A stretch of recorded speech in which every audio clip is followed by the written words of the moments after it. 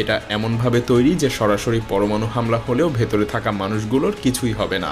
এখানেই জরুরি মুহূর্তে আশ্রয় নিতে পারবে মার্কিন সরকারের উচ্চপদস্থ কর্মকর্তারা। এটা আসলে দ্বিতীয় পেন্টাগন, যার অস্তিত্ব নিয়ে সাধারণ মানুষ বছরের পর বছর ধরে কিছুই জানতো না। তবে সবচাইতে আশ্চর্যের বিষয় হলো প্রতিদিনই এখানে কাজ চলছে, কিন্তু কি নিয়ে কাজ চলছে তা নিয়ে কখনো কেউ স্পষ্ট ধারণা দিতে পারেনি। 1959 সালে যুক্তরাষ্ট্র এক অবিশ্বাস্য পরিকল্পনা নেয়। গ্রিনল্যান্ডের বরফের নিচে একটা গোপন সামরিক ঘাঁটি তৈরি করা হবে, যেখানে পারমাণবিক ক্ষেপণাস্ত্রগুলো রাখা যাবে।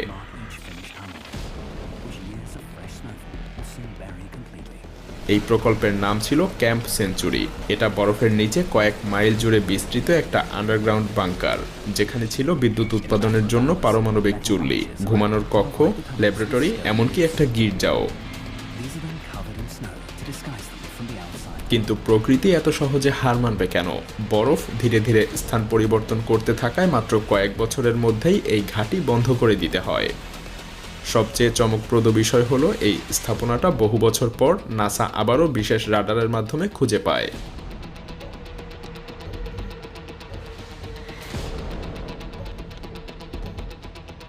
বরফের নিচে চাপা পড়ে থাকা এই ঘাঁটিতে এখনো অনেক গোপন সামরিক রহস্য থাকতে পারে যা আজও প্রকাশ করা হয়নি।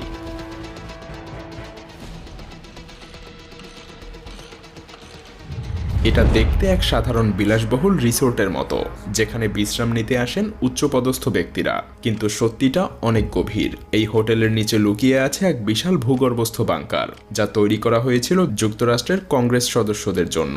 1950-এর দশকে যখন স্নায়ুযুদ্ধের উত্তেজনা চরমে, তখন মার্কিন সরকার বুঝতে পারে যে একটা পরমাণু হামলা হলে দেশ পরিচালনার জন্য কংগ্রেস সদস্যদের সুরক্ষিত রাখা খুবই জরুরি। তাই হোটেলের নিচেই তৈরি করা হয় এই গোপন আশ্রয়স্থল। এখানে রয়েছে কয়েকশো সজ্জার ডরমেটরি, হাসপাতাল, সভাকক্ষ, এমনকি গোপন টেলিযোগাযোগ কেন্দ্র, যেখানে বসেই যে কোনো সংকটময় মুহূর্তে রাষ্ট্র পরিচালনা করা সম্ভব। আর সবচাইতে আশ্চর্যের বিষয় হলো এই বাংকার এতদিন ধরে গোপন রাখা হয়েছিল। তবে 1992 সালে ওয়াশিংটন পোস্টের একটা প্রতিবেদনের মাধ্যমে প্রথমবার এই বাংকারের অস্তিত্ব ফাঁস হয়। তার আগে এটা একেবারেই অজানা ছিল সাধারণ মানুষের কাছে। আজও এটা এক রহস্যময় স্থাপনা, যেখানে গেলে মনে হবে যেন এক অদৃশ্য যুদ্ধের জন্য পুরো জায়গাটাকে প্রস্তুত রাখা হয়েছিল। तो लूडो खेल के पैसे कमाना आज के समय में ये ट्रेंड बन चुका है, लेकिन आप লাস ভেগাস মানেই আলো ঝলমলে ক্যাসিনো, জাঁকজমকপূর্ণ হোটেল আর অবিরাম পার্টি। কিন্তু এই শহরের নিচেই লুকিয়ে আছে এক সম্পূর্ণ ভিন্ন পৃথিবী, এক অন্ধকার জগৎ, যেখানে দিনের আলো কখনো পৌঁছায় না। লাস ভেগাসের ভূগর্ভস্থ ড্রেনেজের টানেলগুলো ধীরে ধীরে পরিণত হয়েছে এক গোপন আশ্রয়স্থলে। এখানে বসবাস করে শত শত মানুষ, যাদেরকে বলা হয় টানেল পিপলস। তারা অন্ধকারে ঘেরা এসব টানেলের ভেতরেই তৈরি করেছে তাদের নিজেদের জন্য বসতি। একসময় এই টানেলগুলো বানানো হয়েছিল বন্যার পানি সরানোর জন্য, কিন্তু ধীরে ধীরে এসব জায়গা পরিণত হয় এক রহস্যময় জগতে, যেখানে অনেকেই নিজেদের জীবন কাটাচ্ছে সমাজের চোখের আড়ালে। আজও এই ভূগর্ভস্থ শহর এক বিস্ময়। লাস ভেগাসের জাঁকজমকের নিচে এক বিপরীত বাস্তবতা লুকিয়ে আছে, যা অধিকাংশ মানুষ কল্পনাও করতে পারে না।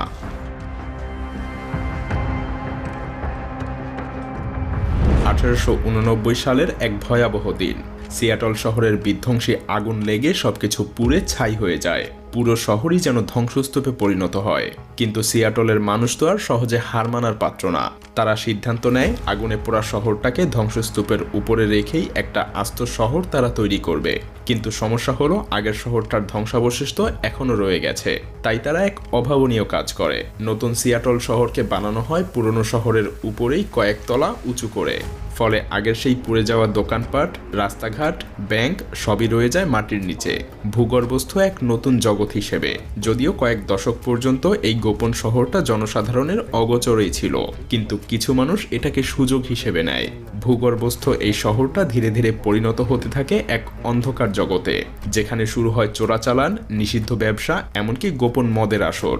একসময় এতটাই বিপজ্জনক হয়ে ওঠে যে সরকার বাধ্য হয়ে সবকিছু বন্ধ করে দেয়। তবে আজও এই জায়গাটা রহস্যে ঘেরা। সাল 1978। এক ধনী ব্যক্তি তৈরি করলেন এমন এক বাড়ি যা বাইরের দুনিয়ার ধ্বংস থেকে তাকে রক্ষা করবে। তবে এটা কোনো সাধারণ বাড়ি না, এটা ছিল ভূগর্ভস্থ এক বিলাসবহুল প্রাসাদ। 26 ফুট মাটির গভীরে অবস্থিত এই বাড়িটাতে রয়েছে আধুনিক সব সুবিধা। একটা সুইমিং পুল, ব্যক্তিগত বার, কৃত্রিম আকাশ, এমনকি একটা ছোট্ট গলফ কোর্সও। সেই সাথে বাড়ির দেয়ালে এমনভাবে ডিজাইন করা হয়েছিল যাতে করে আপনার মনে হয় যে আপনি বাইরে আছেন। সূর্যের আলো, গাছপালা, এমনকি দিনের বিভিন্ন সময়ের আলোর পরিবর্তনও কৃত্রিমভাবেই তৈরি করা হয়েছিল। এর মালিকের বিশ্বাস ছিল পৃথিবীতে কোনো বড় যুদ্ধ বা দুর্যোগ এলে এই ভূগর্ভস্থ বাড়ি হবে তার নিরাপদ আশ্রয়। আজও এটা রয়েছে এবং মাঝে মাঝে নিলামে বিক্রির জন্য এটা তোলা হয়। তবে এটা এখনও এক রহস্যময় স্থান যেখানে ঢোকার অনুমতি খুব কম মানুষই পায়। এই ভূগর্ভস্থ প্রাসাদ যেন এক লুকানো দুনিয়া, যেখানে বাস্তব এবং কল্পনার সীমারেখা মিলেমিশে এক হয়ে গেছে।